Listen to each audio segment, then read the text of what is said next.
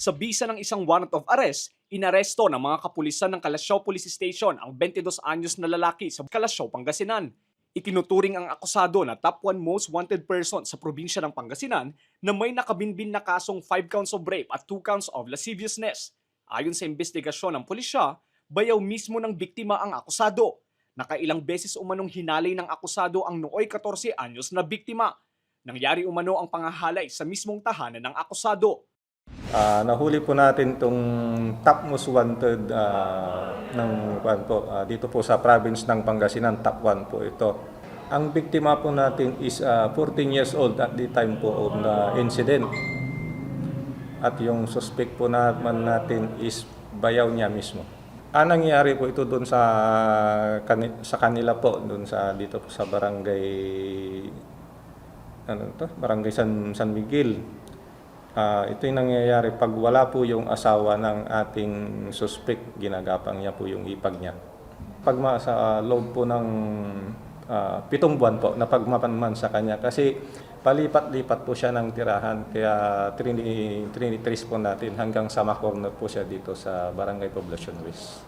Nai-transfer na sa BJMP ang akusado na mahaharap sa patong-patong na kaso. Paalala po sa ating mga komunidad na kung may mga wanted person, wag po nila pong itago o ikanlong kasi po ito ay pinagbabawal po sa ating batas at maaari po silang makasuhan ng obstruction of justice or coddling of criminals.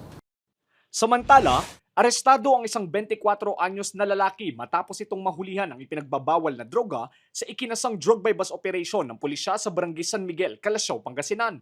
Kinilala ang suspect na si alias Emmy na residente ng Barangay Poblacion Weste, Dagupan City. Inaresto ang suspect matapos magbenta ng isang pakete ng umunay shabu sa isang pulis na nagpanggap na poser buyer. Nang kapkapan, isa pang sachet na naglalaman ng hinihinalang shabu ang nakuha sa kanyang kustodiya. Aabot sa halos 6 na gramo ng suspected shabu na may standard drug price na 36,392 pesos ang nasabat sa suspect. Buwan na rin po na sinabaybayan ito ng tropa, although hindi siya taga rito pero siya yung nagbabagsak ng droga rito sa ating bayan, kaya inoperate na po natin siya kasi hindi rin siya humihinto. Tinitignan po namin kung talagang meron siyang previous case pero ito po is talagang nakalista po sa amin kasi siya po yung laging nagdi-distribute dito po sa Barangay San Miguel. Ay nagdi-distribute dito rin sa mga kalapig bayan po dito sa yung Santa Barbara at dito po sa Binmalim kasi taga-Dagupan lang ito. Nasa kustodiya ngayon ng pulisya ang suspect na tumanggi ng magbigay ng pahayag. Mahaharap ito sa reklamong paglabag sa Comprehensive Dangerous Drugs Act of 2002. Sana po yung mga involved sa illegal na droga ay suminto na po sila.